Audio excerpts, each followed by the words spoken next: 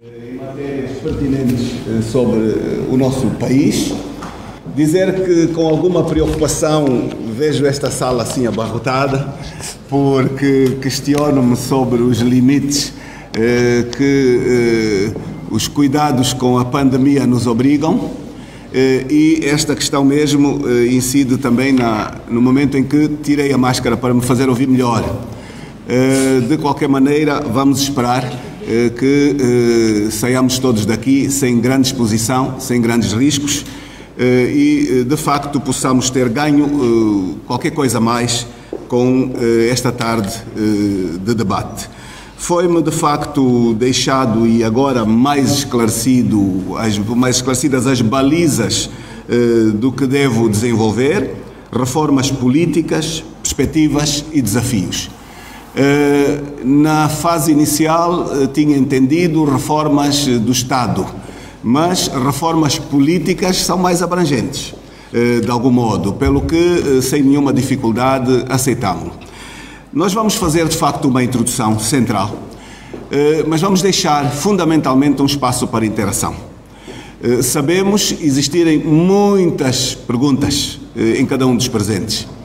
Eu sei que temos na plateia muitos docentes, muitos estudantes, mas não apenas. Também vejo aqui muitos dirigentes, senhores deputados e não só, pelo que este é um momento de grande responsabilidade. Foi aqui feita uma intervenção com o perfil de quem vos fala e começo mesmo por corrigir a formação ética na Gregoriana de Roma. Não tenho a formação em ética concluída na Gregoriana de Roma. A Universidade Gregoriana de Roma é uma universidade antiquérrima, com mais de 2000 anos de existência, e quando me encontrava como representante da UNITA em Itália, a Igreja Católica vivia desafios de adaptação e modernização da sua pastoral e criou um curso novo, agregado à Universidade Gregoriana, o curso de Ética Pública e Boa Governação. Eu tive a felicidade de ser convidado. Foi um curso dirigido a uma diversidade de pessoas, leigos e também pessoas ligadas a sacerdócio, freiras, empresários, diplomatas, políticos. Foi, de facto, uma experiência que a Gregoriana fez. Eu tive a oportunidade de fazer as matérias todas classificadas e fiquei com um seminário por assistir, apenas um seminário final, o seminário sobre a ética da comunicação política. Era um seminário de 3 meses e ele coincidiu com uma altura em que já nos encontrávamos em Luanda e eu nunca fui para Roma para fazer esse seminário, lamentavelmente. Foi só o que me faltou concluir, mas beneficiamos do conhecimento. Foi só aqui uma complementaridade e especificação adequada do perfil. Meus caros senhores professores, jovens que estão aqui na sua maioria, mais velhos, senhores deputados, dizer que nós vamos fazer uma reflexão muito pontual sobre o país que temos hoje. Nós estamos em 2021 e em 2021 a Angola que temos continua ainda a não realizar o sonho daqueles que lutaram pelas independências, daqueles que lutaram contra a ocupação colonial, de podermos ser um país que se transformasse numa pátria-mãe de todos os seus filhos.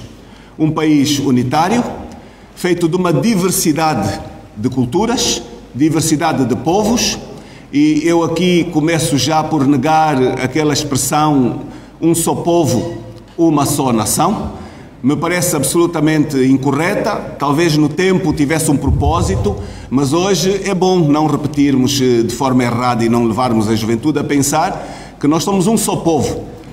Nós temos múltiplos povos neste nosso espaço geográfico que constitui os limites territoriais de Angola e ainda continuamos a trabalhar, a lutar para sermos uma nação, a nação de todos os seus filhos. Este tem sido um desafio muito difícil. E hoje a UNITA tem à frente da sua direção um conjunto de patriotas com uma motivação absoluta em podermos, por vias democráticas, podermos agilizar a alternância do poder político, de maneira a podermos abraçar propósitos de realizarmos o sonho tão adiado daqueles que lutaram pela independência. E como temos uma plateia de jovens, muito rapidamente, uma viagem rapidíssima, para dizer que, chegada a aura da independência, em 1975, nós tivemos um golpe de Estado, ou acompanhamos um golpe de Estado em Portugal, que derrubou a ditadura fascista que existia em Portugal e abriu a perspectiva das ex-colónias poderem pensar efetivamente em realizar as suas independências. Aquele sonho que devia ser realizado a partir de 11 de novembro de 1975 não foi concretizado, porque as eleições que estavam previstas não ocorreram, infelizmente. E houve a declaração praticamente de 3 momentos, quase 2, porque a FNLA e a UNITA, numa certa parte do território, fizeram quase uma declaração conjunta da independência. E a outra em Luanda. Mas não ocorreu, efetivamente, aquilo que estava previsto nos acordos de Alvor. E eu falo disto para vos convidar a ir procurar, porque é aqui que começam a encontrar as razões de muitos dos nossos grandes desafios adiados. Alvor. Então, cada um dos jovens que aqui está e professor, vá procurar. É fácil de encontrar, senão nós temos para dar. As instituições e as estruturas da UNITA para partilhar. Alvor que definiu o angolano. E definiu de uma forma que hoje começa-se a pôr em causa e a discutir a angolanidade. De uma forma perigosa e absolutamente errada. Não me quero demorar neste espaço de conceito. Dizer que o 11 de novembro de 1975, em vez de dar origem a um período de consolidação de uma nova república independente,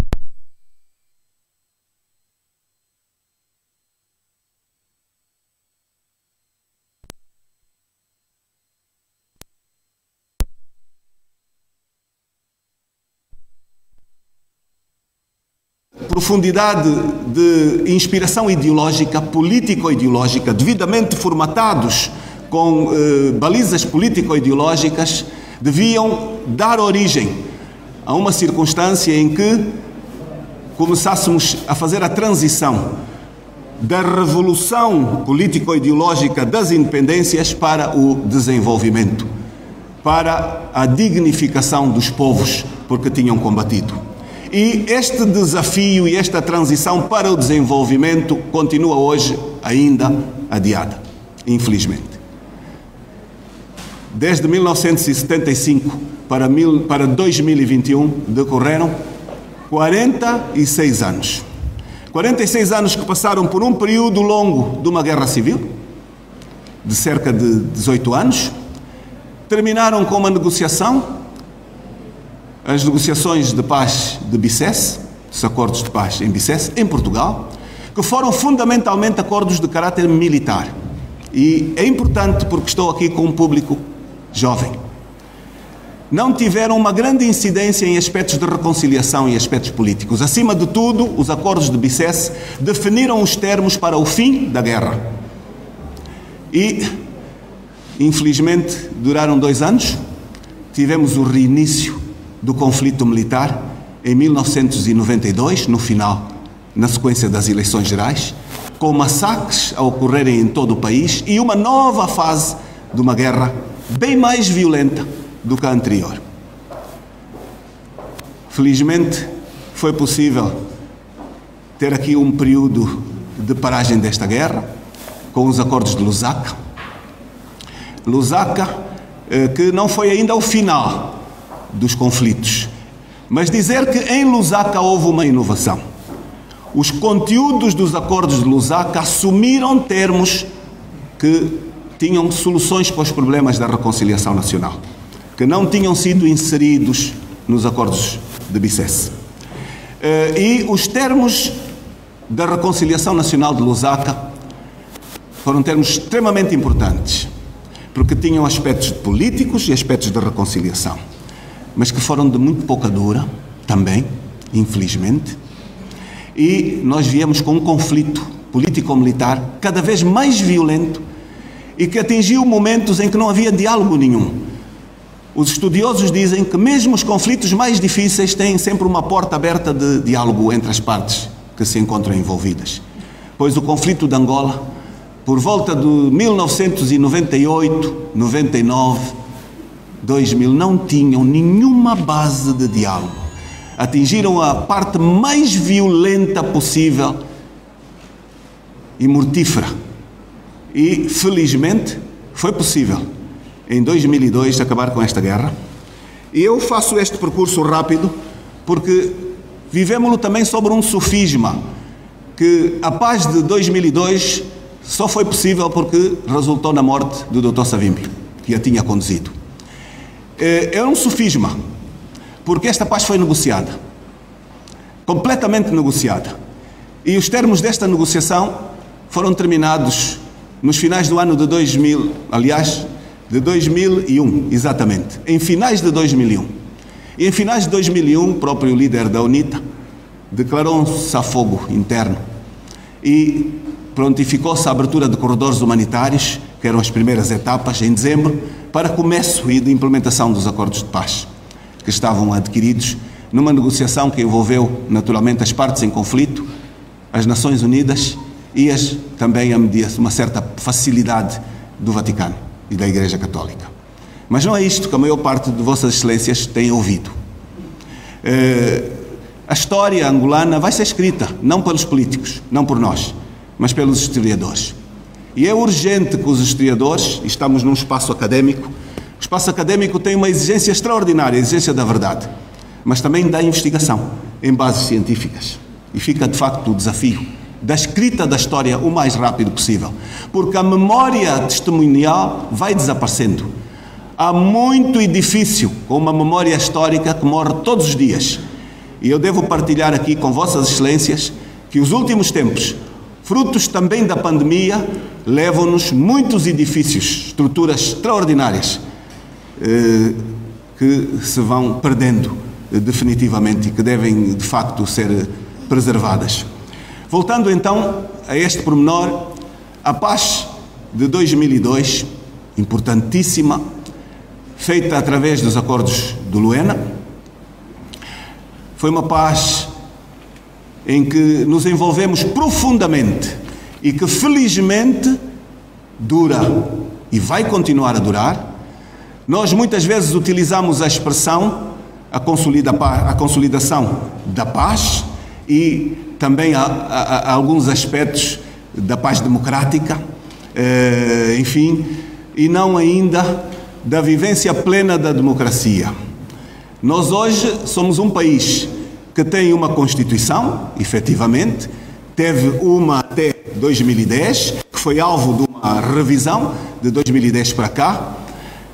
Somos um país uno, um Estado de direito democrático. Há quem faça a inversão, Estado democrático e de direito. Os especialistas, e têm razão, invertem, dizem de direito e democrático, mas aquilo que se encontra formatado no papel ainda não é uma realidade que se viva de forma efetiva no dia a dia, com consequências sobre a nossa vida e a vida de todas as nossas comunidades e populações.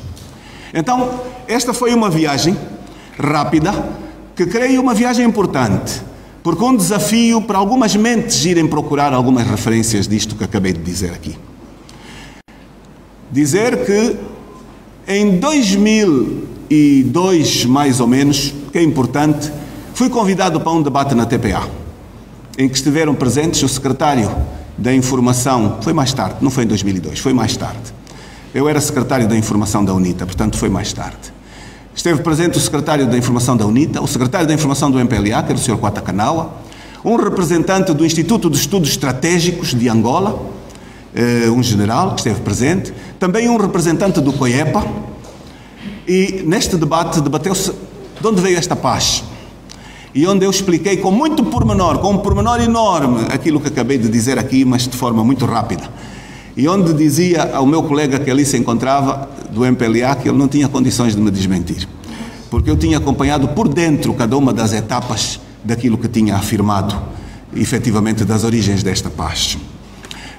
Foi um debate importante, debate que hoje não se pode fazer.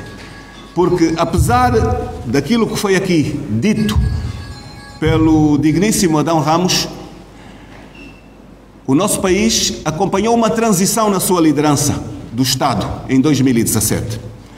E o novo Presidente da República fez uma campanha e iniciou uma governação com algumas palavras de ordem fundamentais, com o abraço daquilo que se dizia o fim da impunidade, o combate à corrupção, a assunção da pluralidade na comunicação social e na sociedade. Uma série de máximas que foram aplaudidas por nós todos, por nós também, devo dizer, que mereceram também a nossa enorme expectativa e o nosso enorme apoio, mas que decorridos quase 4 anos de um mandato de 5, estamos quase no final deste mandato, infelizmente, e eu escrevi aqui um conjunto de perguntas quando o digníssimo Adão Ramos fazia a sua introdução, e as perguntas eram: temos hoje um país mais coeso do que ontem? Temos hoje um país mais estável do que em 2017? Não. Temos hoje um país mais livre do que em 2017? Não. Temos hoje um país mais desenvolvido do que em 2017? Não. Infelizmente. Infelizmente. A nossa leitura também coincide com a vossa. Infelizmente. Nós temos hoje em Angola cidadãos que morrem de fome todos os dias. Os números dizem que são cerca de 45 por dia, crianças. Só a este nível. Só as crianças. Imaginem o número total. É inqualificável. Porque o primeiro bem que um Estado tem a obrigação de saber defender e preservar é a vida dos seus cidadãos. O primeiro de todos. E há aspectos centrais da nossa vivência que são prioridades na nossa agenda política. E nós podemos enumerá-los. Seguramente, a defesa da vida, e sei que é a preocupação da maior parte de quem aqui se encontra. Quem aqui se encontra não está tão preocupado com a reforma da Constituição, a reforma do Estado como valores abrangentes, está mais preocupado em saber: vou poder ter emprego ou não? Que soluções para o desemprego? Que soluções para a habitação? Que soluções para a saúde? Que soluções para a educação? Que soluções para a segurança? Me parece que estes são os aspectos fulcrais das preocupações de nós todos. E da necessidade de termos estes elementos, é verdade que há outros, fundamentalmente garantidos para todo o ser, para todo o cidadão do nosso país. E, chegado hoje, ou neste momento, a abordagem talvez mais específica do desafio, por não termos atingido os pressupostos que a governação tanto anunciou, de um novo país, mais transparente, onde ninguém estará acima da lei, onde nenhum poder estará excluído da supervisão, da responsabilização, mas onde o dia a dia nos provam que infelizmente não atingimos este desiderato. A direção da UNITA entendeu levar ao seu Congresso propostas que pudessem responder ao fundamental dos desafios que o país tem vindo a enfrentar. E uma das grandes questões que nós temos vindo a enfrentar tem a ver, efetivamente, com a possibilidade efetiva de nós concretizarmos uma transição política do nosso país. Transição que tem merecido por etapas uma enorme esperança e que tem batido irremediavelmente naquilo que é o que mais nos questionam quando nos encontramos perante um público. Muito bem, as iniciativas são boas, as propostas de governação são boas, e como é que vocês vão resolver o problema da fraude eleitoral? O problema da fraude eleitoral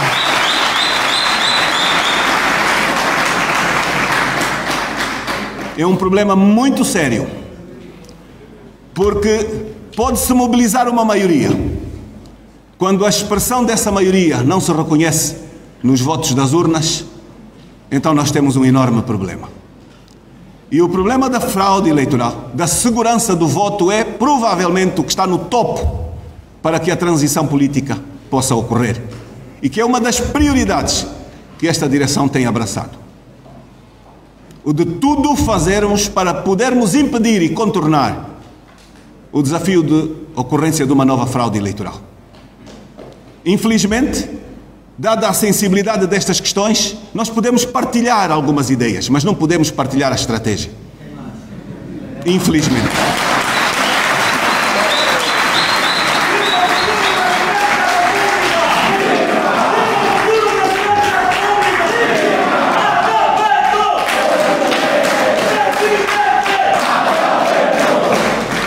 Dizer aos meus companheiros que temos nos dedicado todos os dias a juntar mais um dado, mais um elemento, em função do conhecimento e da experiência, que não é pequena, que fizemos, e da experiência que partilhamos. Esta sala tem atores múltiplos, e este país também, que são ainda patriotas dedicados à busca de soluções para o seu país e que conhecem com profundidade o que é que tem acontecido no país. E nós, no dia a dia, temos procurado garantir que ela não se repita. Garanti-lo dentro do país e garanti-lo fora do país. Porque nós sabemos que a realização da fraude só tem sido possível pelo silêncio conivente de uma parte da comunidade internacional. Sem dúvida. Sem dúvida.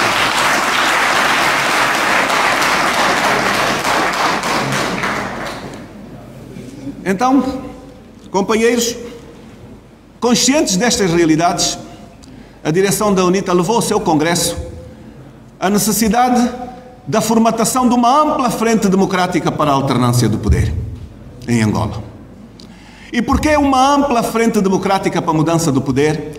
Porque a realidade em que o país se encontra é de tal forma complexa, difícil, que degrada todos os dias, que nenhuma força política por si só tem soluções.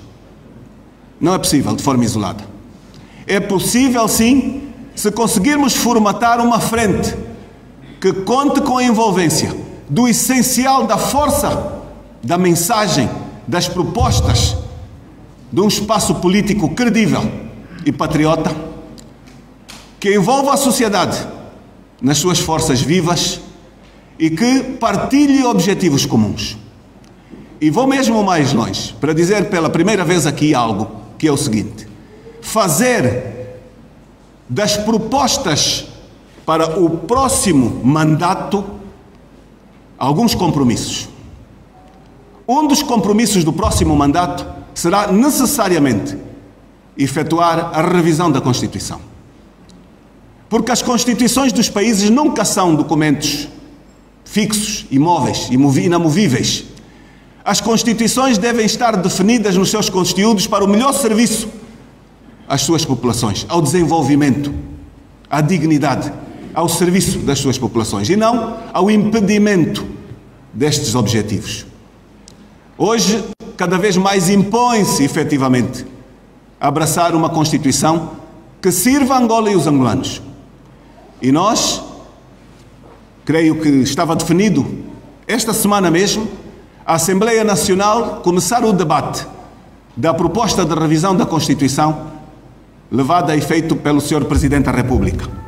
E fazendo aqui uma rápida pausa, porque me parece que é uma matéria muito debatida, mas há sempre necessidade de um esclarecimento pontual, dizer que nós, enquanto partido político, há muitos anos que temos procurado consensos para a necessidade de uma revisão constitucional. O ex-presidente da UNITA levou muitas vezes ao Presidente da República de então e também ao atual Presidente propostas para juntos partirmos para uma auscultação ampla da sociedade que degenerasse numa revisão da Constituição que servisse a Angola e os angolanos. Nós próprios, tão logo assumimos funções, no primeiro encontro que tivemos com Sua Excelência o Sr. Presidente da República, repetimos a mesma proposta, o mesmo desafio, a absoluta necessidade de abraçarmos a revisão da Constituição de 2010 e podermos resolver aspectos limitadores da assunção plena da missão de servir, de governar e de chegar a resultados concretos que pudessem levar a Angola ao desenvolvimento. Infelizmente, naquela altura, foi-nos dito: a UNITA proponha. E todos sabemos que a UNITA não podia propor.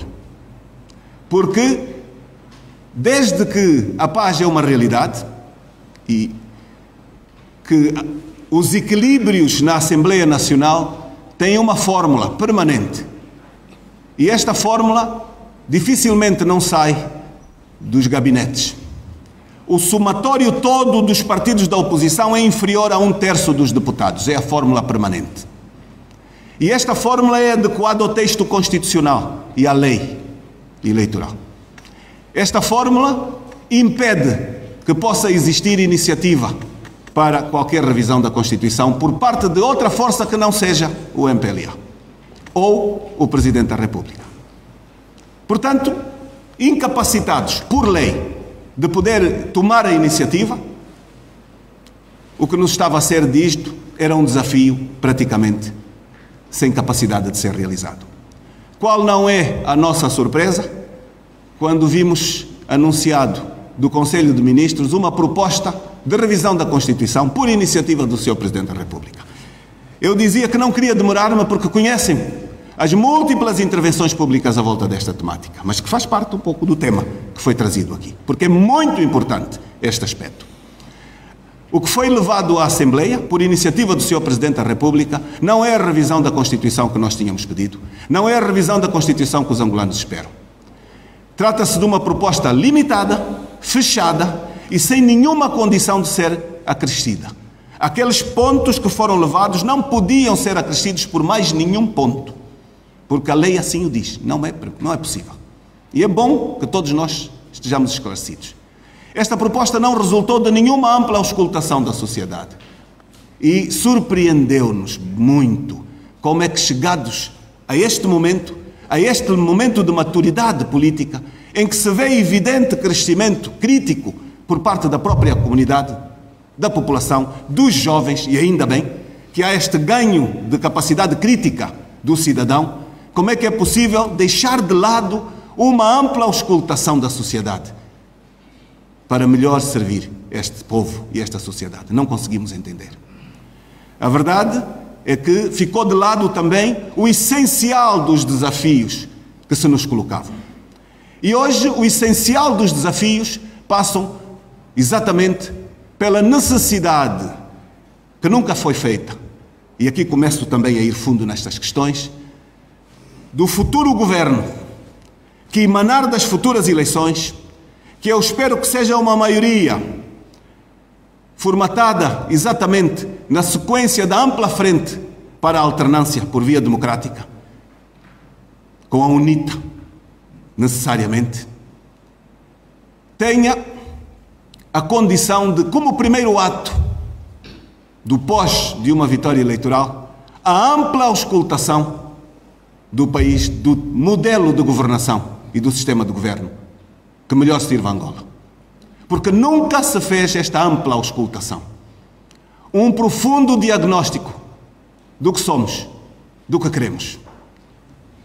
Ouvidos os representantes, e não é difícil, apesar da diversidade que constitui esta nação, aquela Assembleia ali, se fosse utilizada bem e melhor, já o teria feito. Infelizmente, todas as propostas caíram no muro de impedimentos. Nunca foi possível fazer uma ampla auscultação nacional de todas as suas sensibilidades, dos seus povos, dos seus movimentos, para definir efetivamente um rigoroso diagnóstico do que somos e do que queremos e da melhor forma de conduzir os destinos deste país.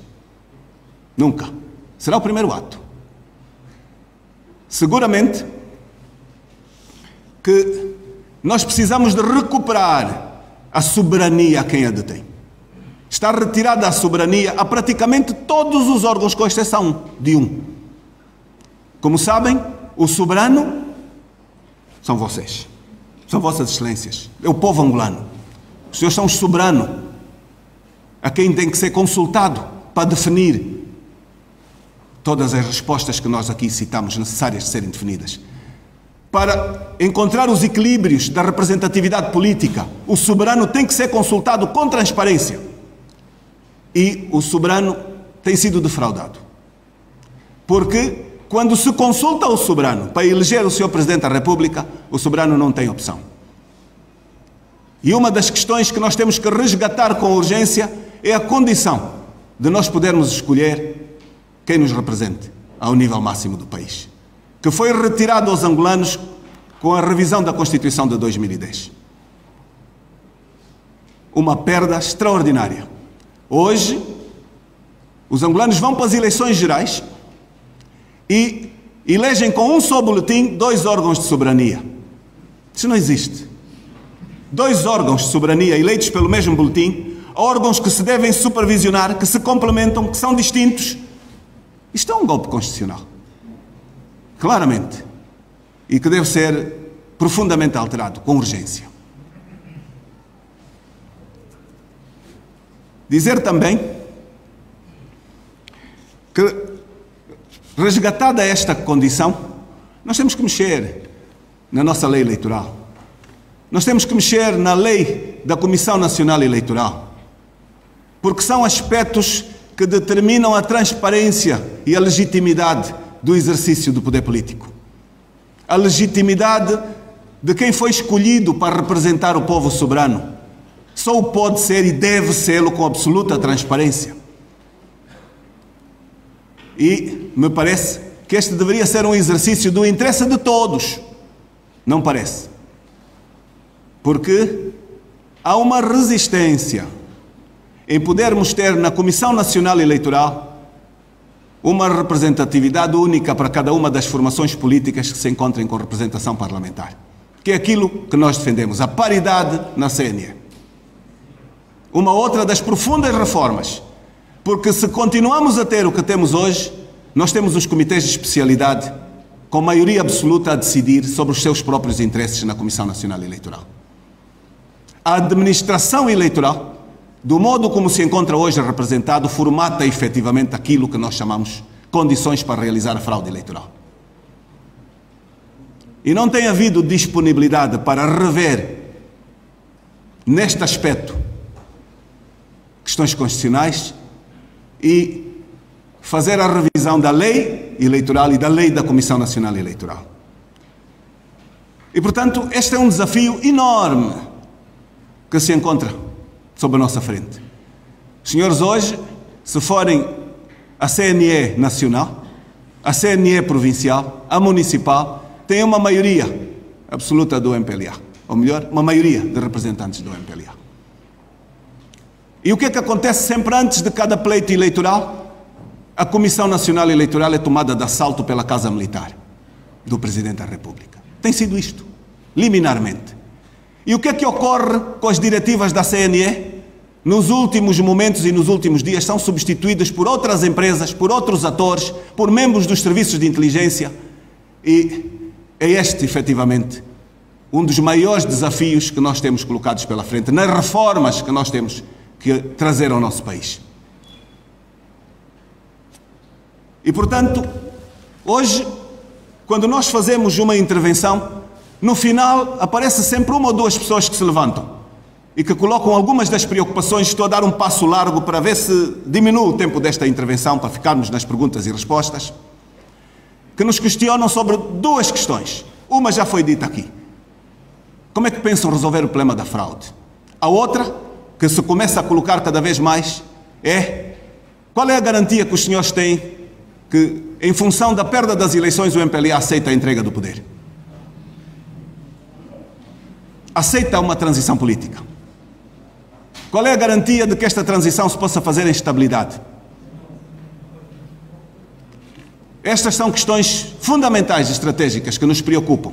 E por estas razões e outras, e porque somos parceiros que olham para Angola com propostas positivas, nós, em início de abril, fruto do ambiente político em que estávamos a viver, o assassinato de caráter do líder da oposição, a inexistência do contraditório, a propaganda levada ao extremo nos órgãos de comunicação social públicos, a existência de organismos pagos pelo dinheiro público na Presidência da República, gabinetes de propaganda institucional, gabinetes de ação psicológica. Isto não existe em nenhuma democracia. Em nenhuma democracia funcional.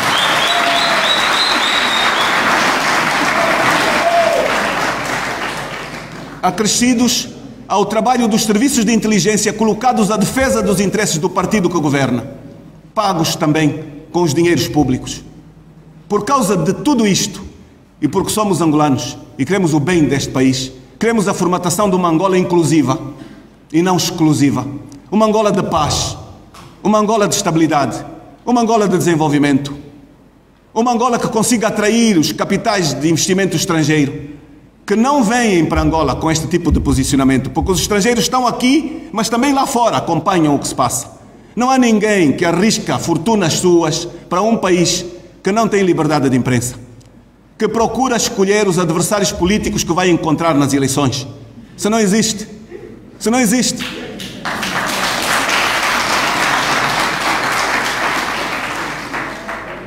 Um país que começa a ver cidadãos a questionar sobre a garantia de estabilidade depois das eleições.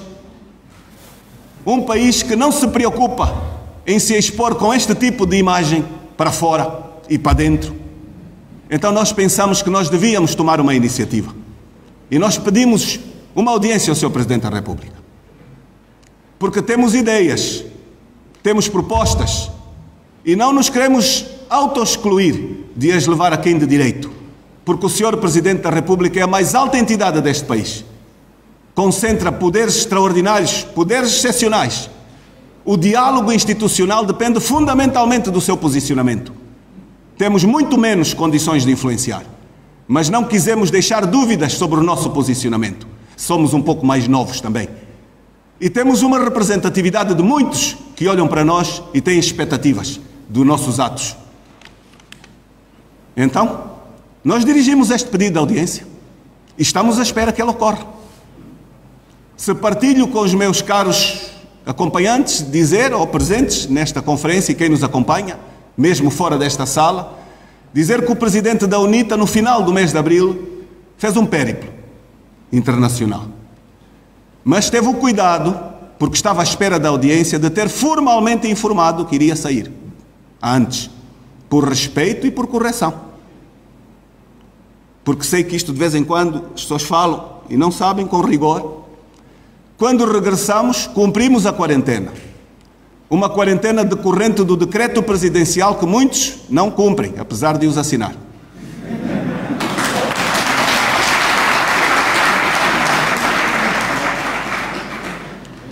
Cumprida a quarentena, fizemos uma segunda carta,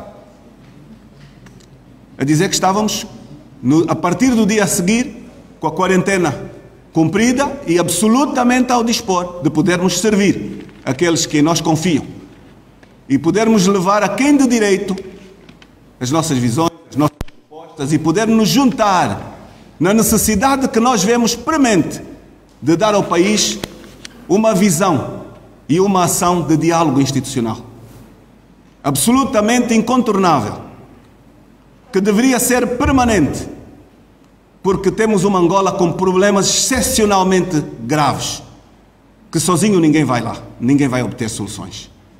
Dizer também que recebemos uma resposta a esta carta, no sentido de que tomamos boa nota. E vamos ficar à espera de poder nos sentar com o mais alto magistrado e podermos complementar, podermos levar sugestões, propostas, mas pelo menos com o ato em si, passar já uma mensagem positiva para o país, que carece deste tipo de mensagens. E carece porquê? porque a intolerância política disparou, outro elemento que devia ter terminado. No país real, e mesmo em Luanda, mata-se hoje por posicionamento político, por pertença e não pertença. Queimam-se casas, perseguem-se pessoas, agridem-se pessoas. Praticamente em toda a dimensão nacional, nós hoje estamos a testemunhar o retorno daquilo que muitos me dizem: não chamem mais de intolerância política. Deem outro nome.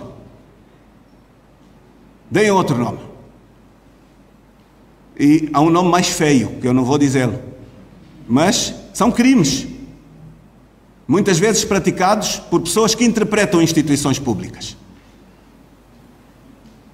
São autênticos crimes, sujeitos à intervenção das instituições, mas que na sua maioria ficam impunes. O prevaricador nunca paga, fica sempre premiado, que é uma das máximas de 2017 que não se está a cumprir: o fim da impunidade. Então, dizer que colocamos muita esperança neste encontro. E temos estado a trabalhar na formatação da ampla frente democrática para a alternância, como Vossas Excelências mesmo têm acompanhado através das várias reuniões da tripartida, das intervenções públicas, o Dr. Abel Chivucovuco e o Dr. Justino Pinto de Andrade, com quem a UNITA tem vindo a encontrar-se com regularidade, mas não apenas com estas personalidades, para tornar esta frente cada vez mais ampla e mais forte, para que possamos chegar ao desiderato da alternância efetivamente política do nosso país. E cada dia que passa, nós chegamos à conclusão que, ganhas as eleições, nós vamos ter necessidade de formatar um governo de salvação nacional, pela dificuldade da realidade em que o país se encontra. Um governo de espectro amplo, por opção e por vontade política nossa. Governar com os angolanos competentes, num espectro de confiança. Porque muitos daqueles que nos questionam antes, vai-se fazer a transição? É porque nós sabemos que também há quem se esteja a preocupar em vir intoxicar forças de defesa e segurança. Se a UNITA ganhar, vais perder o lugar. Pessoas da administração pública, se a UNITA ganhar, vais ser substituído. Pessoas que todos os dias incutem o medo. E que é importante nós também não termos problemas em todos os dias termos mensagens de coesão, de pluralidade. Até porque esta prática nós vimos-la fazendo há muito tempo. Eu posso dizer aqui aos meus caros que todos os lugares de direito que a UNITA tem tido, ao nível das instituições, tem nomeado pessoas da sociedade civil e não membros da UNITA. A UNITA tem direito a nomear membros para o Tribunal Constitucional, nunca nomeou um militante. Nomeou pessoas competentes da sociedade civil. Ontem e hoje. Tem direito a nomear quadros para o Conselho Superior da Magistratura Judicial. E não só. Tem nomeado pessoas da sociedade civil. Inclusive, o último é um ilustre advogado de Cabinda, que nos diziam: não pode, porque esteve preso. Dr. Francisco Luemba. Não pode, tentou-se impedir a sua formal nomeação. Mas ele tinha todas as condições que lhe permitiam. O currículo e as exigências. E tomou posse. E nunca foi da UNITA.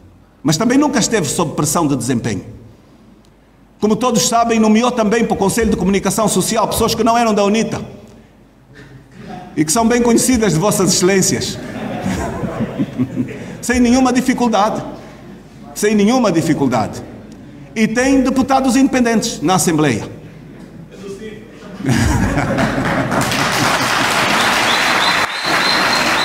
Dizer que não podemos ficar na retórica. Nós temos materializado na prática e temos pago caro a coragem da experimentação.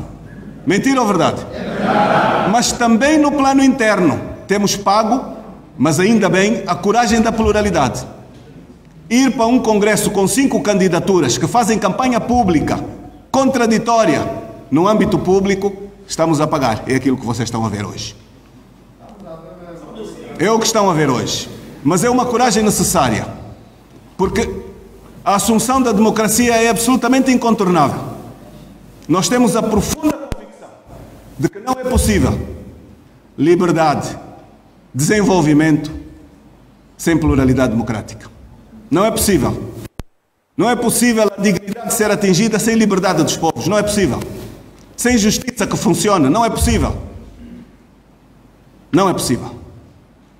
E hoje, infelizmente, nós temos testemunhado o fracasso daquelas máximas. Porque, e vou mesmo terminar depois desta explicação, o Estado assenta em 3 pés: os órgãos de soberania.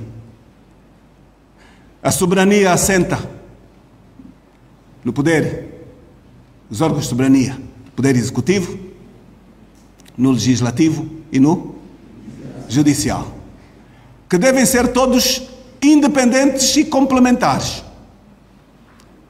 Independentes, mas complementares, conjugarem-se todos eles para um exercício de estabilidade e de boa governação.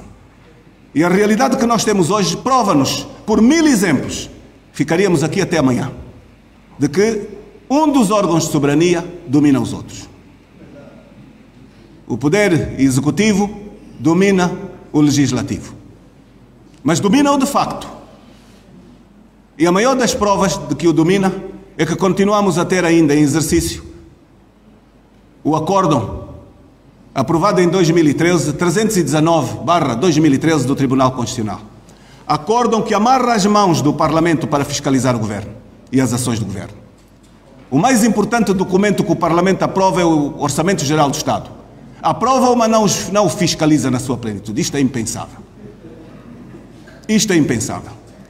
E a lei do Orçamento Geral do Estado, que é uma lei que se aprova permanentemente quando se aprova o orçamento, dá ao Sr. Presidente da República condições impensáveis num Estado democrático e de direito. Daí a necessidade de revermos efetivamente a nossa Constituição, também a este nível. O Sr. Presidente da República pode adquirir empréstimos sem aprovação da Assembleia Nacional, que em algumas circunstâncias, e nós já tivemos anos em que isto foi provado, quase equiparam o Orçamento Geral do Estado. Mas não vem depois justificar os seus gastos. E é por causa disso que nós hoje temos uma dívida pública que é superior ao PIB. Eu quero dizer aos meus amigos que eu, antes de vir aqui, chamei alguns especialistas de renome. Não quero citar os seus nomes. Meus caros amigos, qual é para vocês o valor da dívida pública atual? Ninguém sabe com rigor. Ninguém sabe com rigor. É aqui que este Estado nos está a transportar. 130, 140, 150% do PIB? Não sei. O PIB baixou, todos nós sabemos. O PIB está bastante abaixo dos 70, ou melhor, dos 90, está nos 80, por aí, 1000 milhões de dólares, anda por aí. E a dívida pública disparou e torna-se difícil fiscalizá-la. E nós sempre dissemos que a dívida era falsa, uma boa parte dela. Era artificial, uma parte substantiva dela, e que devia ser devidamente estudada, avaliada. Mas as CPIs todas propostas, nenhuma foi agendada. É uma segunda prova de que a Assembleia Nacional, o outro órgão de soberania, continua amarrado. Completamente amarrado. E o grave das questões é que esta condição de amarrar, decidida pelo Tribunal Constitucional, foi pedida pelos deputados do MPLA. Foi uma carta de 20 deputados que pediram para limitar os poderes de fiscalização da Assembleia. Isto é inacreditável. E, portanto, temos que resgatar este órgão de soberania para que cumpra a sua função. E ela é estratégica, fundamental. O outro é o Poder Judicial. E no Poder Judicial assenta uma parte extremamente estratégica do bom funcionamento dos Estados. O exercício da justiça é qualquer coisa de importante demais. E ela está direcionada aos tribunais. E não deveria estar no exercício dos poderes políticos. Eu não queria falar deste escândalo enormíssimo dos últimos dias, mas antes de entrar aqui foi o que os jornalistas que me apanharam quiseram saber. Qual era a opinião do presidente da UNITA sobre este escândalo que envolve milhões e milhões de dólares, de euros e de kwanzas na mão de um major? E, mais uma vez, fica aqui um outro elemento que é preciso, efetivamente, reformar. Não temos o resultado das investigações, mas temos uma formatação que está dirigida às mentes do cidadão, para pensarem que aquilo é a ação de uma pessoa. Para quê? Para esconder as pessoas e as instituições que estão por trás desta realidade. Nós todos sabemos que era profundamente impossível aqueles atos ocorrerem se não existirem pesos pesados e instituições a cobri-las. É mentira ou é verdade?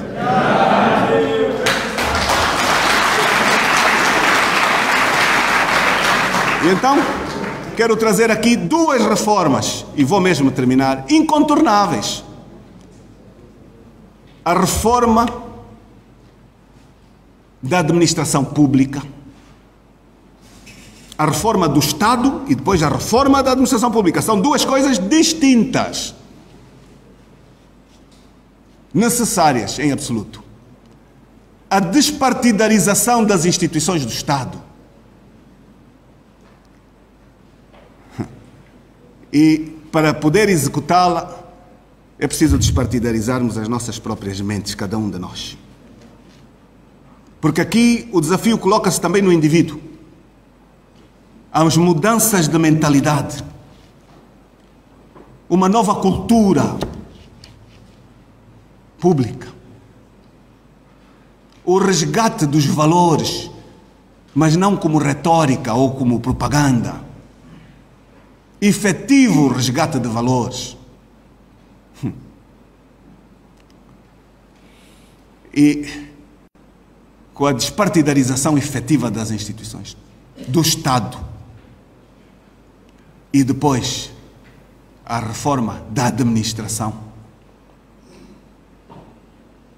nós temos que abraçar uma outra reforma, que é um complemento ao exercício do poder político público, que é a realização das autarquias locais. E eu faço um desafio a todos os presentes: é preciso repor a agenda das autarquias no dia a dia da agenda política do país. Porque alguém se encarregou de retirar da agenda política, da visão imediata, da exigência de nós todos, a importância do poder local, complementar ao poder central. Autónomo, é um poder autónomo, independente, autónomo, não independente, autónomo do poder central, mas complementar, e que se conjuga para o desenvolvimento dos povos, para a cidadania, para a assunção plena dos direitos e também dos deveres. E que, em determinado momento, foi retirado do calendário de 2020, com a indicação que em 2021 também não fazia parte.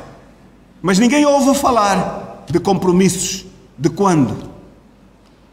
Mas sim, está aí o espectro de vermos utilizar o Covid para tirar totalmente do nosso horizonte a realização de quaisquer eleições. Que é isto que vos queremos alertar. Aceitam? Não. Aceitam? Não. Mas o desenho está visível. E aqui mais um desafio a Vossas Excelências.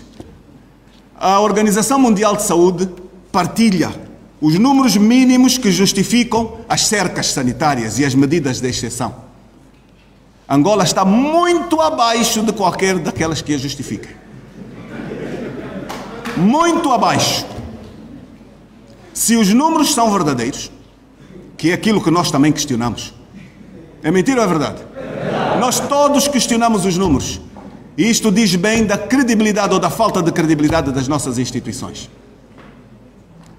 Mas, se nós tomarmos como verdade os números que nos dão, mesmo com o aumento, as cercas não se justificam. E nós há muito que temos dito que as cercas têm se conjugado para aumentar o número de mortes. A cerca Luanda mata. porque a cerca Luanda leva muitas empresas a falir, leva muito produto a estragar-se nas esperas, aumenta os preços de tudo e mais alguma coisa. E as endemias dispararam todas. É mentira ou é verdade? É verdade. Nós, e desafio o grupo parlamentar a fazê-lo, nós em 2015, creio, 2016, não tenho a certeza absoluta, o grupo parlamentar da UNITA fez um estudo durante o mês de março, do dia 1 ao dia 31 de março. Quantas pessoas morreram nos 6 hospitais principais de Luanda? E naquela altura, publicamente tinha visitado Angola o diretor da Organização Mundial de Saúde e tinham-lhe dito que tinham morrido 300 pessoas durante os 3 meses anteriores. 2016, muito obrigado. 300 pessoas nos últimos 3 meses daquela altura. E nós, com números reais, factos reais, porque tinham colaborado conosco todas as direções dos hospitais de então, e nós tínhamos estudado toda a gente que entrava nas urgências, todos aqueles que estavam nos cuidados intensivos, aqueles que tinham morrido, as morgues e os cemitérios, nós tínhamos estatística diária destas questões. Nós provamos que naquela altura, durante 30 dias, tinham morrido 9.000 cidadãos naqueles 6 hospitais. 9.000. É sério e muito grave. As bichas que nós estamos a ver, as filas de carros funerários hoje, estão-nos a preocupar muito, porque são parecidas com aquelas anteriores que nós vivemos nesta altura. Porque temos o Covid? Sim, temos. Mas temos as infecções respiratórias que estão a matar, que é uma coisa impressionante. Temos a malária que está a matar, que é uma coisa impressionante. Temos a fome que está a matar, que é uma coisa impressionante. Temos as crianças com problemas de nutrição, subnutrição gravíssima, que estão condenadas para a sua vida futura. Mais de 70% das crianças de Angola estão em condições de subnutrição. Vejam este número. É de uma gravidade extraordinária. E os números da pobreza estão quase em 50% da população. Naquilo que é oficial, naquilo que nós sabemos, disparou. Está muito acima. E estes são os nossos problemas reais. E então o que é que nós concluímos? Nós concluímos que por mais poderoso que nós tenhamos um programa de governação, por mais bem estruturado que nós tenhamos um programa de determinado ministério, de determinada área de governação, este programa nunca será bem implementado se as reformas estruturais necessárias não se concretizarem. É um desperdício de energias, é um desperdício de meios e é um desperdício também de expectativas goradas. Não é possível construir sobre uma casa que não tem alicerces sólidos. É verdade ou é mentira? É verdade. E então, por essas razões, nós pensamos que para fazer reformas, para abraçar a revisão da Constituição, é preciso vontade, é preciso motivação e é preciso acreditar naquilo que se faz. Porque Angola está servida de leis extraordinárias, direcionadas ao combate à corrupção, mas que não são implementadas.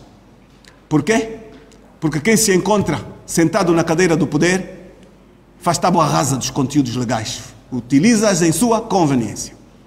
A lei da probidade pública é um bom exemplo do que aqui acabo de dizer. E nós pensamos que um dos aspectos fundamentais dirigido à classe política e à classe de quem interpreta no topo funções estratégicas é a declaração pública aberta de bens. Não pode ser um envelope fechado. Não pode. Não pode continuar a ser tratado como é hoje, em que ninguém sabe, quando alguém começa a interpretar uma função, qual é o limite do seu património. E a fiscalização, aquela mais importante, é a fiscalização pública, é a fiscalização do cidadão. Mas nem o cidadão, nem as instituições hoje se permitem fiscalizar. Isto é perigoso. Daí os escândalos que nunca mais acabam.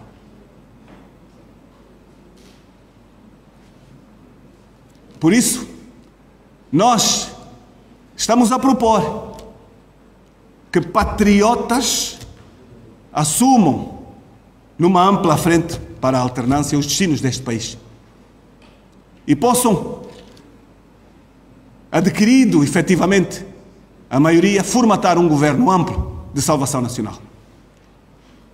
Sem medos, que sirva a Angola e os angolanos e que tenha uma agenda comprometida durante a fase eleitoral das suas realizações, da revisão da Constituição nos pontos específicos em que o fará. E citei aqui alguns deles, posso acrescentar a quem pertence à terra. Deve pertencer ao Estado ou ao povo?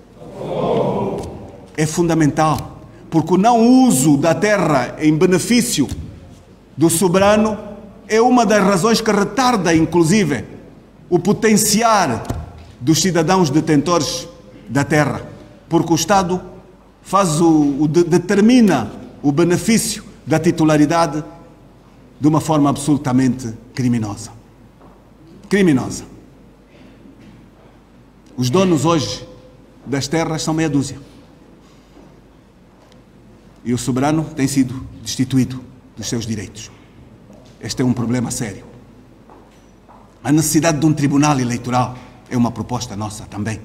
Como também sempre foi uma proposta nossa retirar o governador do Banco Central do Conselho de Ministros e dar-lhe autonomia.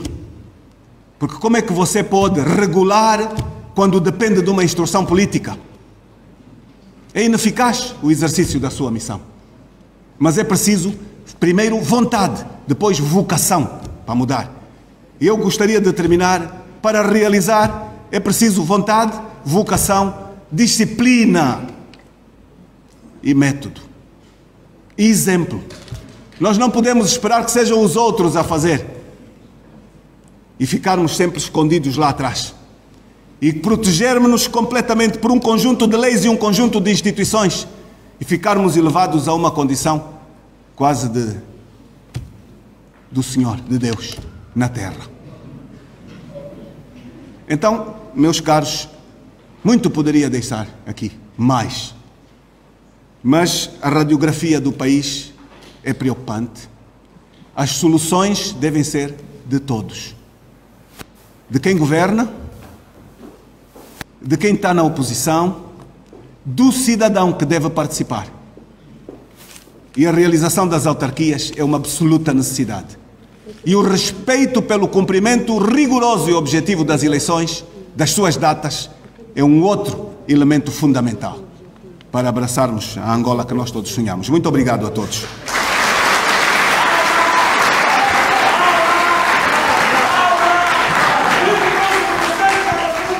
Eu peço desculpa, eu não se vocês quiserem,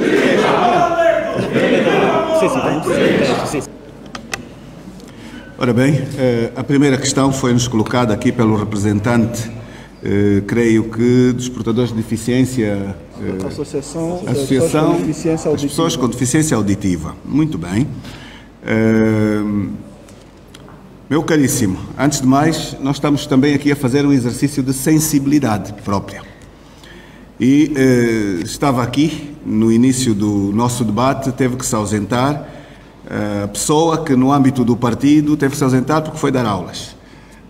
A pessoa que dentro do partido tem a responsabilidade de estruturar o programa de governo da UNITA, de o atualizar. Porque o GIP, que é algo que Vossas Excelências devem ter ouvido muitas vezes, e eu trouxe até aqui um exemplar do anterior, da proposta do ciclo atual eleitoral, chamava-se Angola 2030, Manifesto Eleitoral da UNITA, contém um desdobramento muito rico de programas direcionados a cada um dos espaços que estão aqui a ser colocados, mas com propostas muito concretas. Quando você não produz, às vezes também não consegue interpretar, infelizmente. E é pena, porque quando um partido da oposição faz propostas, quando não ganha, é para ver se essas propostas são também abraçadas por quem governa. Mas não temos visto a maioria destes programas implementados.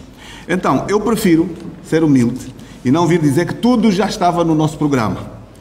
E dizer ao contrário, que aquilo que foi a vossa intervenção, para nós, é um grande alerta para devido tratamento na proposta do programa de governação, de o tornar ainda mais inclusivo, para além daquilo que já tinha sobre esta matéria. Partilhou um número que nós não tínhamos, eu não sabia, que cerca de 95% dos portadores de deficiência auditiva eram analfabetos. É uma preocupação muito, muito grande. E necessariamente tenho aqui uma série de dirigentes da UNITA, levo esse desafio para o programa de governação. É quanto, no máximo, eu posso aqui dizer. Naturalmente, acresço a um pormenor. Nós temos imensos companheiros que são portadores de deficiência visual, física, enfim, a vários níveis, fruto também da guerra que nós tivemos. E a intervenção no sentido da garantia de os tornar cidadãos plenos de participação é um desafio permanente. E eu não vou acrescentar mais, senão o ter acrescido a nossa sensibilidade com a pergunta que fizeram. Muito obrigado. O Lucas pergunta se nós vamos resolver os problemas, já que o MPLA não os resolveu. É preocupante. Eu tentei, na intervenção que fiz, deixar aqui uma espécie de uma viagem. Penso que devem ter percebido. Fiz uma viagem da descolonização para hoje. 46 anos e várias oportunidades. A primeira grande oportunidade de 1975. Divisões entre os movimentos, uma guerra civil. Ocupação russo-cubana. A guerra terminou, um período muito curto de paz, uma nova guerra. Infelizmente. Um novo processo de paz e ainda um período de uma nova perturbação. Significa nós, pelo meio, estaremos aqui 75, 91, 92, 94, um pequeníssimo tempo, e estamos na quarta oportunidade de paz plena e de desenvolvimento. E esta é uma partilha com uma questão. Nós estamos a fazer, no próximo ano, 20 anos de paz, desde 2002. São 20 anos. Vivemos também pelo meio um boom económico extraordinário, com reservas estratégicas nunca imaginadas. E nem assim o nosso país construiu as infraestruturas para o seu desenvolvimento e para melhor servir a sua população. E, na verdade, repartindo responsabilidades da guerra, e aqui temos mesmo que as assumir, também as nossas, houve oportunidades em paz que permitem responsabilizar a governação do MPLA. E eu vou repetir. Houve responsabilidades em paz, com disponibilidades extraordinárias que permitem, efetivamente, responsabilizar o MPLA. E já não serve hoje o discurso do passado, da guerra. E temos um país com aquelas características que aqui questionei. A crise acentua-se todos os dias, a pobreza cresce, a exclusão está aí, os problemas estão aí. E é normal nos países a alternância política. Não é o fim do mundo, meus caros. Não é o fim do mundo. E nós temos que ver a alternância como uma normalidade nas democracias. Não há democracia sem alternância. Não há. Experimentem, é assim que os outros fazem. Nunca há nas democracias mandatos de 46 anos. Não existem. É impossível. Quando muito você ganha a segunda eleição. A terceira é raro no mundo. Estamos aí a partilhar. Já é raro. Temos a Merkel que se está a despedir agora. Estão a acompanhar ou não? A líder da Alemanha ficou talvez 5 mandatos ou talvez mais seguidos. E eu devo dizer que eu estive lá na Alemanha 20 dias convidado pela Conrad no ano em que ela foi eleita. E acompanhamos os aspectos da reforma que o Estado alemão fez, a partilha sobre a boa organização dos partidos políticos. Foi uma experiência muito rica. E passados estes anos todos, ela fez um ciclo brutal de serviço. E ela era oriunda do leste. A Alemanha estava dividida antes da guerra. A origem da Merkel não era da Alemanha Ocidental, era da Alemanha Oriental. E ajudou a construir, a reconstruir, a construir, a tornar a Alemanha forte, interveniente. Impressionante. Vamos tirar os bons exemplos. Mas, dizia eu, você ganha uma, ganha 2 mandatos nas democracias, é raro vir o terceiro, raro. É isto que nós queremos para o nosso país. Só houve alguém que foi experimentado, um espaço político. Vamos experimentar outros, vamos fazer alternância, sem medos, com maturidade. Nós sim, nós pensamos que podemos ser solução para os problemas de Angola. Estou a responder ao Lucas.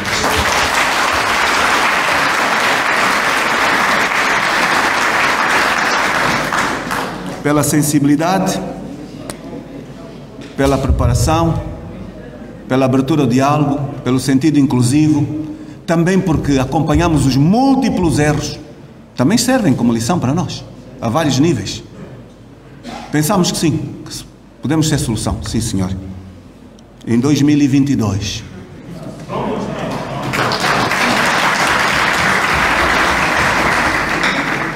O Lionel Fortunato colocou-nos uma pergunta interessante. Todas as perguntas são importantes, mas nós já fizemos isso. Talvez a pergunta nos esteja a dar uma outra mensagem. Temos que aprofundar ainda mais o espaço da exposição às perguntas. Dito de uma outra forma, qual a disponibilidade para, com os outros elementos da tripartida, significa o Sr. Abel e o Sr. Justino, estarmos disponíveis para um debate com o público? Nós já fizemos 2, mas significa que são precisos mais. Vamos sim. A disponibilidade é absoluta para fazer isso. Eu estou a ouvir, eles seguramente, alguns podem estar a ouvir, mas vamos levar-lhes essa condição. Nenhum problema da nossa parte, pelo contrário. Sabemos que a tripartida preocupou muito o MPLA. Muito. Por quê? Porque a UNITA demonstrou que sabe dialogar com os outros. E nós todos demonstramos que sabemos caminhar juntos para realizar Angola, e é isso que vai acontecer.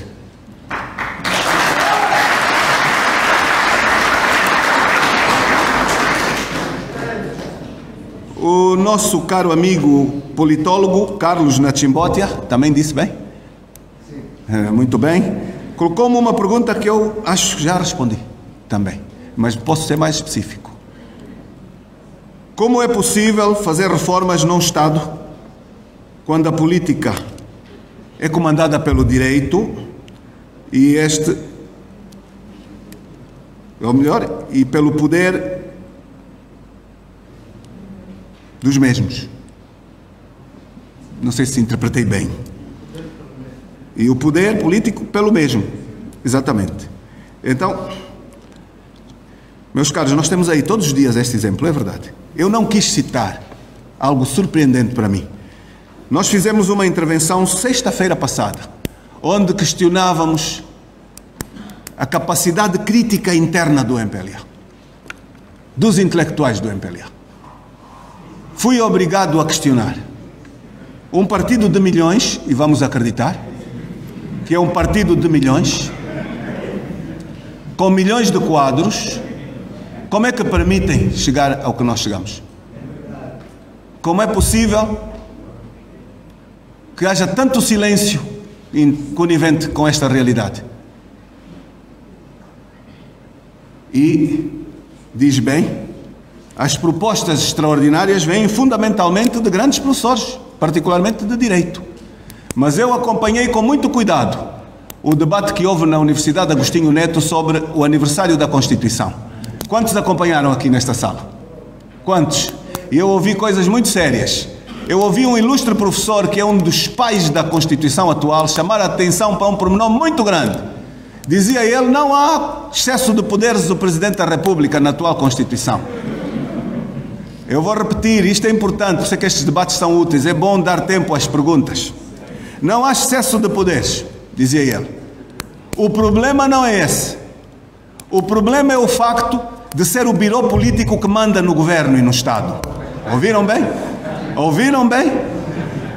Ouviram bem a interpretação do que ele disse? E eu pergunto assim, como é possível ele dizê-lo? Isto tem uma dimensão múltipla. Como é possível? O problema, dizia este ilustre professor, é o birô político do partido ter iniciativas com consequências sobre a administração do Estado, os órgãos do Estado. Isto é muito grave, mas é o que nós todos sabemos. Este é o problema. E este problema tem a solução que foi aqui dada. É preciso fazer reformas, a começar pela revisão da Constituição. O que é que a revisão nos pode trazer?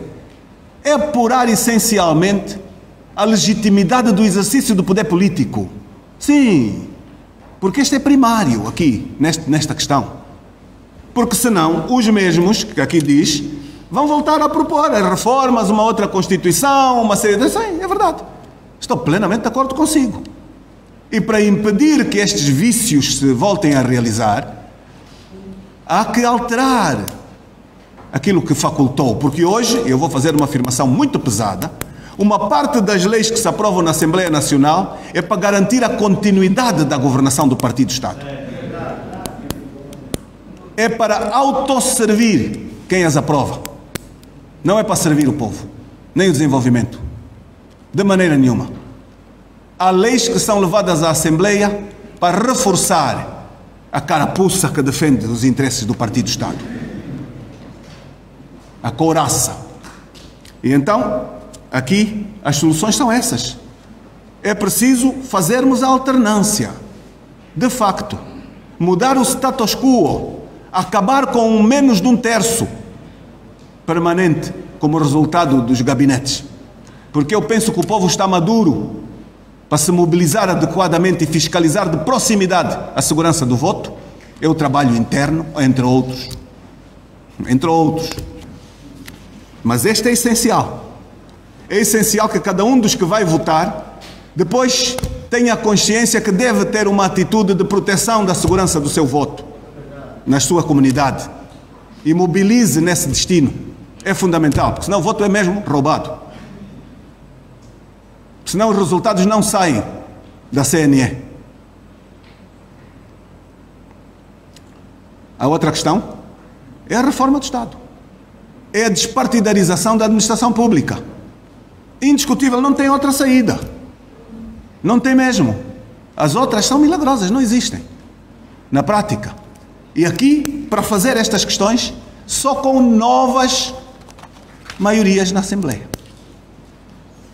Porque com esta maioria não há reforma que realize este desafio. Porque as mentes críticas também não agem. Porque aquelas que têm agido são demitidas no dia a seguir, sem pré-aviso. Ouvem na televisão pública. Ouvem, os mocos que têm a coragem de fazer intervenção são demitidos por uso das liberdades de opinião.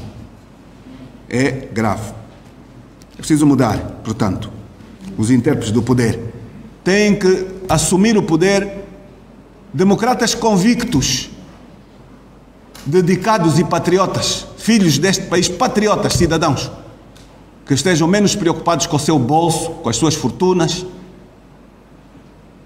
e que queiram verdadeiramente estabilidade, desenvolvimento, que queiram formatar a transição que eu disse no início da minha intervenção, dos movimentos independentistas, das fases de uma assunção político-ideológica dos movimentos revolucionários para o desenvolvimento. É um passo importantíssimo que não foi ainda concretizado. Gostam muito aqui em Angola de falar do Ruanda. Com as suas dores de parto, porque também as tem, é preciso dizer.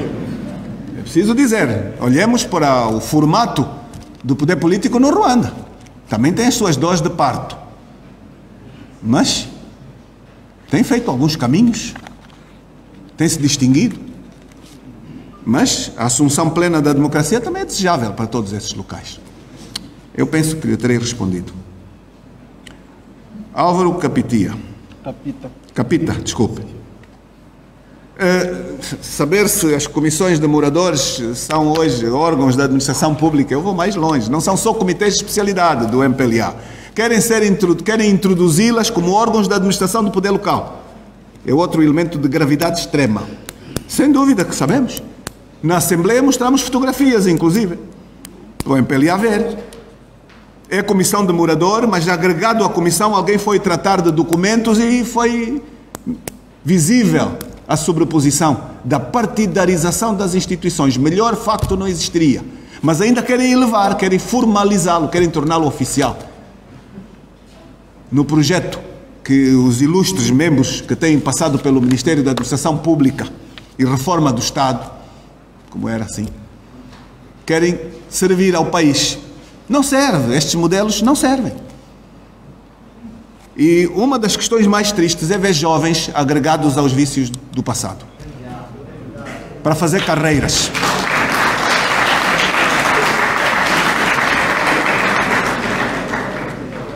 É muito triste. E, portanto, este é um grande desafio de mudança. Muito obrigado. Ora bem, temos então aqui o segundo e último ciclo de perguntas, bastante difíceis, vamos considerar assim.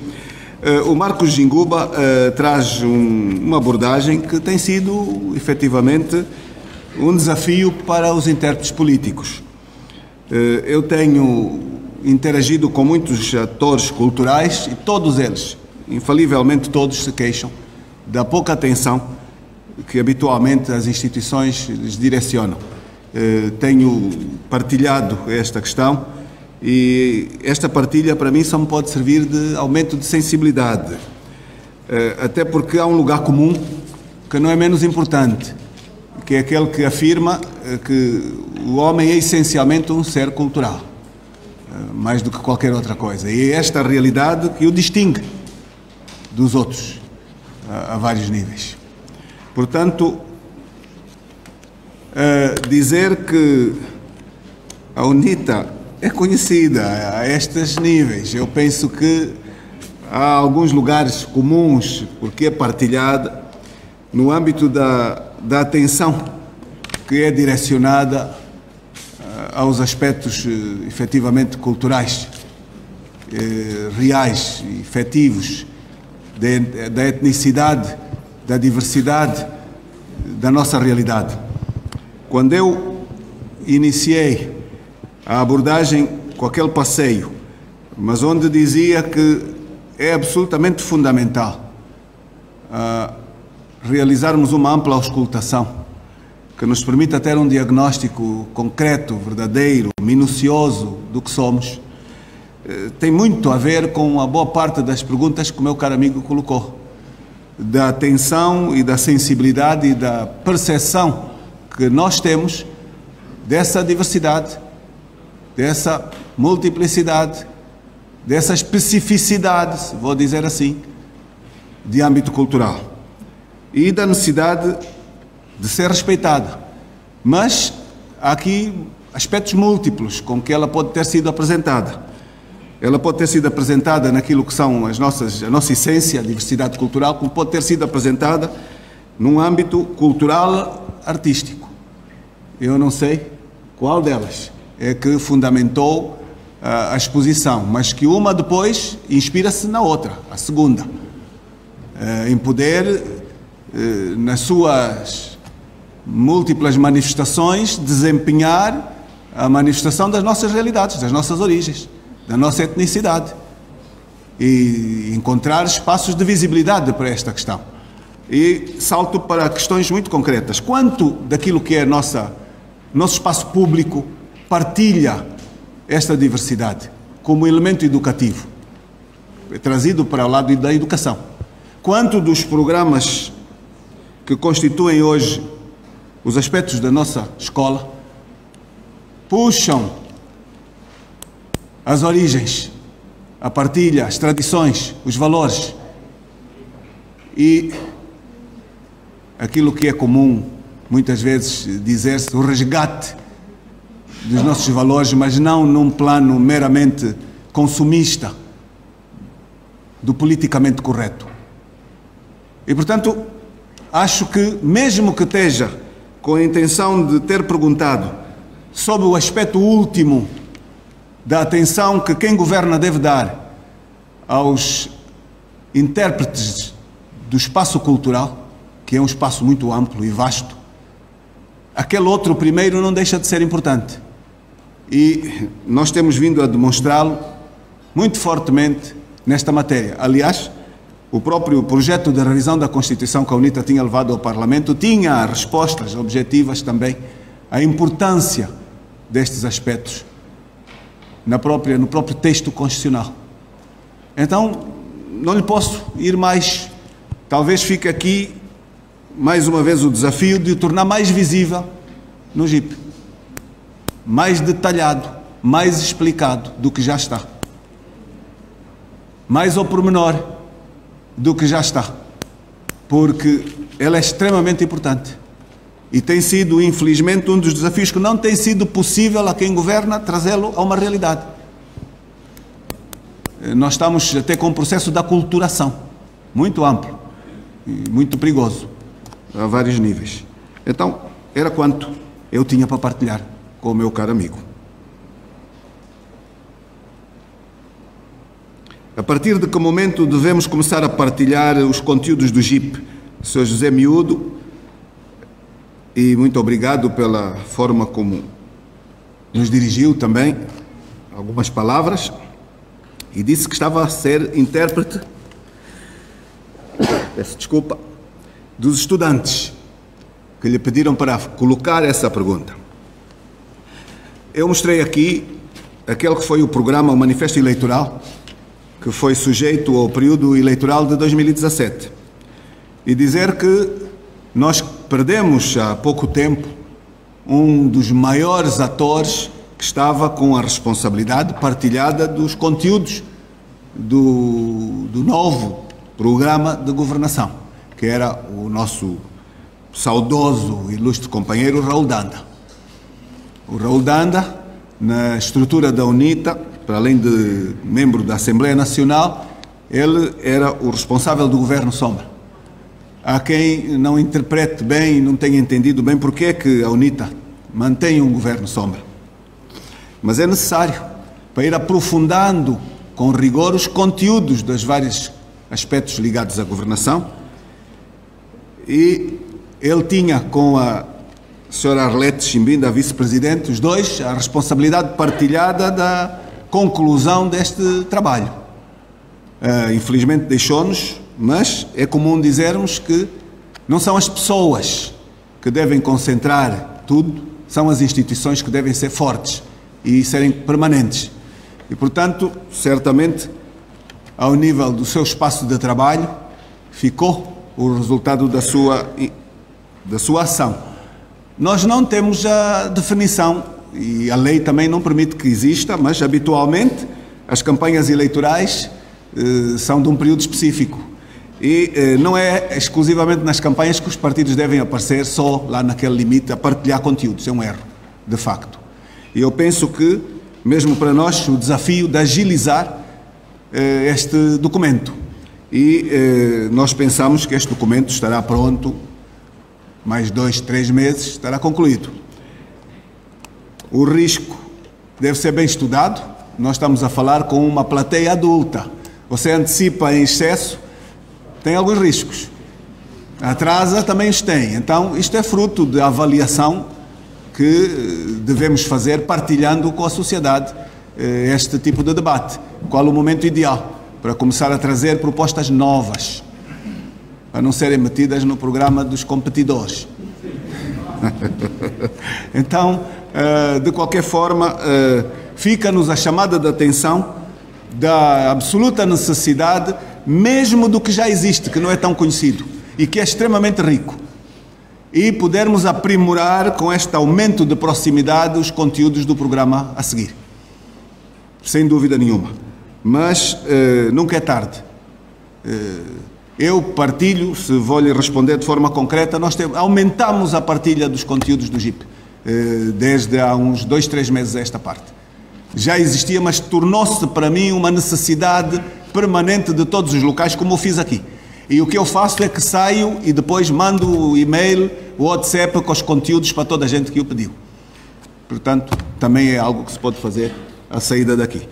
Pedindo às pessoas, lê e depois vem para o debate, para o enriquecer. Portanto, é só darem-nos uma folha que pode passar aí com e-mails ou com números de telefone, nós fazemos chegar os conteúdos do JIP. Esse é o limite que poderia deixá-lo. Sr. Alberto Quitola, é isso? Quitala. Quitala. O homem novo, eu tenho medo de falar disso.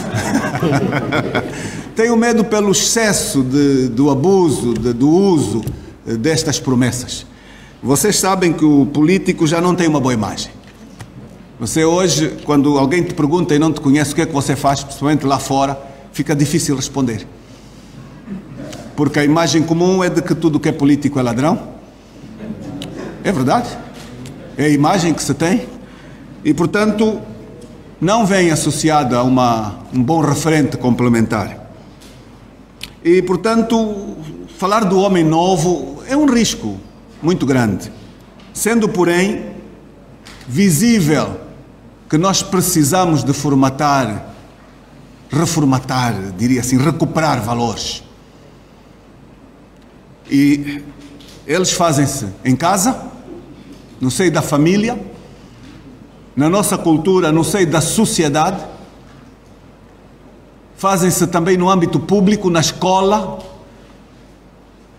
e é aqui que nós temos que encontrar o resgate, efetivamente, desse tal chamado o homem novo, que somos nós todos,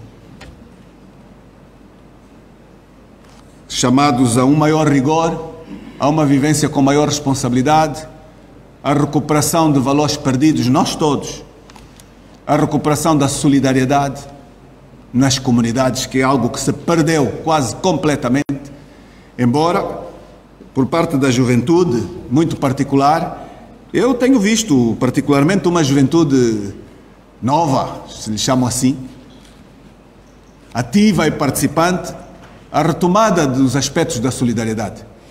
Eu fiquei muito impressionado, devo dizer, numa dessas últimas manifestações que deu muito barulho e que disseram que foi a UNITA que esteve por trás. A quantidade de gente que nos procurou, depois dos problemas ocorrerem, a pedir ajuda para os seus colegas. Eu, confesso, vi ali algum sinal de que há alguma recuperação de valores. O individualismo puro a que a sociedade nos conduziu nos últimos tempos, o excesso do individualismo, perigosíssimo. Do materialismo puro, perigosíssimo. Do não te metas como cultura pública, do não te metas, che menino, não fala política, mas também alguém está a ser espancado ao lado, está a ser violada e não te metas, vai a tua vida. Isto é de um risco extraordinário nas nossas sociedades. Parece que isto mudou mesmo. A ideia que tenho é que isto mudou. Particularmente nas comunidades isto mudou mesmo. E, de facto, é na educação que se tem que investir. E já disse aqui, a educação da casa, da família, a retomada da importância da família, do respeito pelos mais velhos, da continuidade que os mais velhos podem transmitir dos valores. O papel do mais velho, que não é único. O meu avô não é meu avô. É o avô da comunidade toda que vive ali à volta, dos meus amigos também. Que é a nossa cultura. A escola, que está muito encurtada, eu vejo com muita preocupação a redução dos tempos do ano escolar, com passagem de ano. É com muita preocupação que vejo estas questões. Porque depois nós estamos a produzir pessoas com certificados, mas que não sabem. E isto está a ficar um lugar comum no nosso país. Muita universidade com pouca qualidade, que produz milhares e milhares de jovens que depois não têm empregos. E isto precisa de mudar. Temos que desformatar esta realidade completamente. E é preciso ter coragem para combater essa reforma do ensino que está a ser interpretada sem os especialistas da reforma estarem preparados para executar. Que é um drama muito grande, que acompanhamos com muito cuidado, devo dizer. O Alberto colocou esta pergunta, mas devo dizer que é das matérias que mais nos preocupa. Porque perspectiva futura, sem boa educação, não existe. Eu coloquei há pouco, quando falava daquelas prioridades, a educação não veio naquelas primeiras, porque também não era possível que viesse.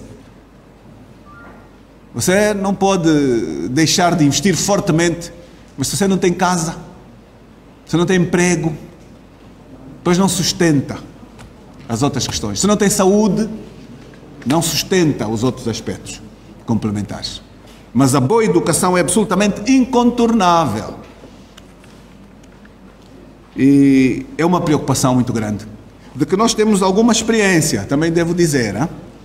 Eu estou a ver aqui um general, na primeira fila, eu não queria expô-lo, mas eu sempre ouvi dizer que atrás da linha da frente tinha boa escola, em determinado espaço de tempo. E, portanto, muito bom quadro foi formado nessa realidade. Não é porque venha para aqui fazer propaganda, mas alguma experiência de sensibilidade existe. Antônio Caebo. Sim. Que outras opções, para além da votação e a assunção de uma maioria absoluta que cai friamente sobre os parlamentares, o que é que podem fazer mais para além disto? Nós temos tentado fazê-lo. Temos tentado sair daí, desse espaço. E houve um período em que a UNITA abandonava os debates por protesto e deixou de o fazer. Algo que devem ter acompanhado. A atual Constituição, quando foi votada, a UNITA abandonou a sala como protesto. Mas, em determinada altura, percebemos que não era isso que a maior parte do cidadão queria de nós. E, portanto, deixamos de abandonar as salas, mas fomos procurando múltiplas outras formas de criar ação. E uma das formas de criar ação foi aumentar a condição de maturidade do cidadão, da partilha da educação às questões políticas, à democracia. E quero dizer que nós temos tentado estar na estrada permanentemente, ir para a proximidade. Para quê? Para incutirmos sensibilização à cidadania, porque é também por aí que se cresce. E eu sinto hoje que uma boa parte daquilo que ontem eram algumas causas da UNITA, hoje são as causas do povo.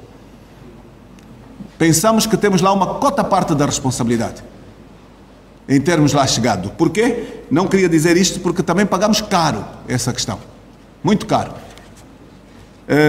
Dizer que há várias formas de participação do cidadão no âmbito da Assembleia. Não são só os deputados que podem propor projetos de lei. A organização de cidadãos podem levar à Assembleia, podem pedir a auscultação, às comissões de especialidade. Infelizmente, uma parte substantiva destas iniciativas ficam na gaveta, porque as comissões de especialidade têm maiorias que dependem do MPLA e depois lá vem o rolo de massa ali, o rolo que abate todas as iniciativas aos interesses do Partido-Estado. Mas há múltiplas formas, efetivamente, de participar. E uma dos que os jovens têm muito trazido ao uso, que é quase proibido se elevarmos ao debate do partido que governa, é a manifestação, que é um direito constitucional. Mas quem aqui se encontra foi solidário com praticamente 95% das manifestações que a juventude fez. Fui participar. Sempre. É uma forma de participar, de cidadania também, de emprestar enquanto deputado. Então, só alguns outros exemplos. Um dos grandes problemas que a Assembleia tem, se partilho só para aumentar a sensibilidade de Vossas Excelências, é a inexistência do voto secreto, que é um desiderato tremendo, porque isso permitiria que uma boa parte, inclusive, daquela maioria silenciosa deixasse de ser maioria silenciosa. O MPLA não aceita acabar com o braço levantado. É uma forma de censura pública e limitar as liberdades. Muito negativa. É uma outra forma, a luta pelo voto secreto, no âmbito das votações. Também uma necessidade absoluta. Um outro problema que a Assembleia tem, estou só a aumentar as sensibilidades de quem não conhece, é que a maioria que se obteve nos resultados das eleições aplica-se em toda a lógica da arrumação das estruturas do Estado. Se tem 2/3 dos votos, tem 2/3 lá nas comissões também. Tem 2/3 na CNE, tem 2/3 na ERCA, tem 2/3 na nomeação dos juízes. E aqui está garantida a continuidade de um regime, de uma ditadura. Porque as minorias praticamente não têm voz. são ilusórias, porque nunca dirigem, nunca decidem, porque a decisão é sempre daquele que tem uma maioria. São questões de partilha apenas, que é preciso acabar com isso. O Gilson, que me chamou por estimoso amigo, qual será a eventual reação se não ganhar? Bom, duas respostas. Nós estamos a trabalhar afincadamente para ganhar.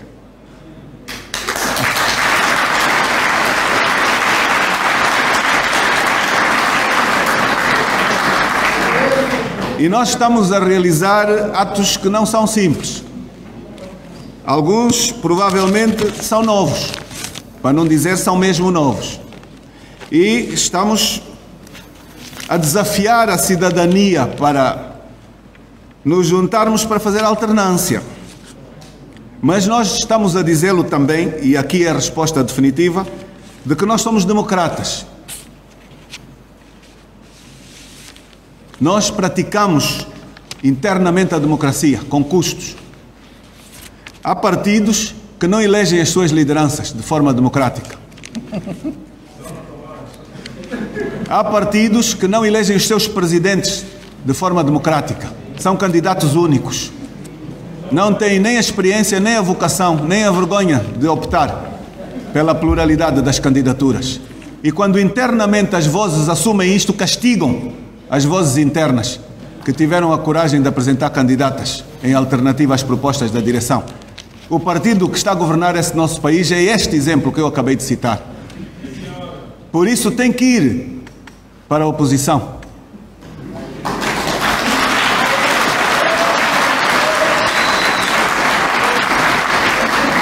Nós temos dito com muito respeito pelo MPLA, que o MPLA precisa de ir para a oposição para resgatar os valores que sempre defendeu. Temos-lo dito, é verdade. É verdade. Mas nós não temos praticado estas questões. Temos feito diferente, com custos. E por aqui eu creio que lhe respondi. Nós somos democratas, de facto, e praticamos.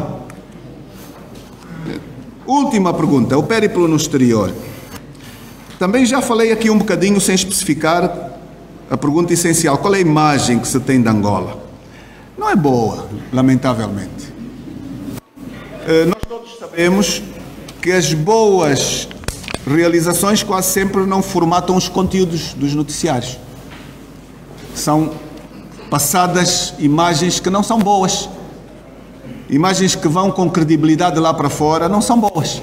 Porque aquelas que são pagas não têm credibilidade, meus amigos. O cidadão que lá fora vê uma televisão sabe distinguir o que é uma notícia resultante de uma investigação jornalística do que é uma notícia resultante da propaganda político-institucional. Sabem distinguir? Claramente. E o nosso país gasta milhões e milhões que não tem para as necessidades internas em formatar imagem. Na verdade, o que nós encontramos é a desformatação dessa mensagem. Eu não tenho muitos problemas em dizer que o Presidente da República vendeu na sua campanha uma nova Angola, de um homem novo. E foi feita muita publicidade paga. O dia a dia desformatou continuamente e nós encontramos esta percepção na maior parte dos países, sem dúvida, com muita tristeza. E muito maior ainda nas comunidades angolanas, desejosas de usufruírem do seu país. E é doloroso ver que muito quadro continua a sair de Angola. É uma realidade que devo partilhar aqui. Encontramos muita gente que sabíamos que estava aqui, afinal, muitos saíram, foram embora, à procura de uma oportunidade lá fora. E isto é um dos maiores perigos para o desenvolvimento. Dos maiores perigos. E Angola deve definir políticas de coesão e de manter o cidadão satisfazendo os desafios do seu dia a dia. Há pessoas que me diziam, apesar da dificuldade, saí porque aqui vivo mensalmente com custos menores do que vivi em Angola sem condições. É grave isso. É muito grave. Então, globalmente, a imagem de Angola não é boa. E isso, sem dúvida, que sobressaem duas realidades da imagem de Angola. A corrupção, corrupção e corrupção, que as pessoas estendem aos intérpretes mais altos do poder, praticamente todos, e a violação dos direitos humanos. Mas também uma percepção de que Angola é muito rica, muito rica, muito rica, e que não precisaria de mão estendida de ninguém para sobreviver. Então, estas são realidades partilhadas por muita gente. Ainda assim, há instituições que prestam atenção a Angola. Felizmente. Muitas mesmo. E ainda muitos países com muita vontade estão na expectativa. Dizem, eu não vou agora, mas eu quero ir. Se vir realmente que está salvaguardado o meu investimento. Porque hoje, por mais que se faça muita publicidade, não está salvaguardado o investimento. E, portanto, meus caros, temos que trabalhar juntos para mudar esta realidade. E não é impossível, e eu, se me permitem, vou mesmo terminar, nós precisamos de repor o diálogo institucional no topo. Não existe. O diálogo institucional no topo não tem funcionado. E ele é fundamental. Quem quer que lá esteja sentado. É absolutamente necessário. Porque os desafios são incomensuravelmente complexos e porque todos somos poucos perante os problemas e a dimensão dos problemas que Angola tem. Eu vou mesmo terminar, a menos que me dirijam alguma questão, agradecendo a vossa paciência, agradecendo mais uma vez esta oportunidade, partindo daqui com a percepção de que poderemos ter deixado alguns desafios, pelo menos uns desafios ao estudo, e alguns compromissos de vos partilharem documentos e os conselhos que foram deixados bem escutados. Em tudo o resto, nós acreditamos efetivamente que é possível termos um país de dignidade, não tenho dúvidas disso. Temos tudo. Eu não sei quantos jovens aqui viajam por esta Angola. Eu quero dizer-vos que este é um país extraordinariamente bonito, diversificado, rico.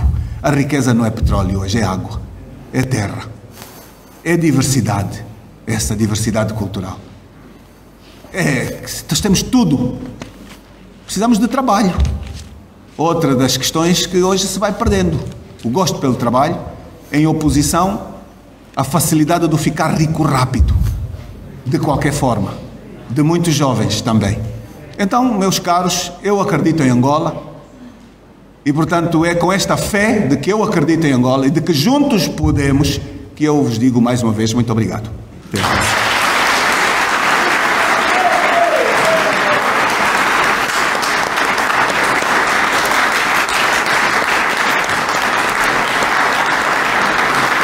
Se havia alguma pergunta ou algum comentário mais. Muito obrigado. De nada. Okay.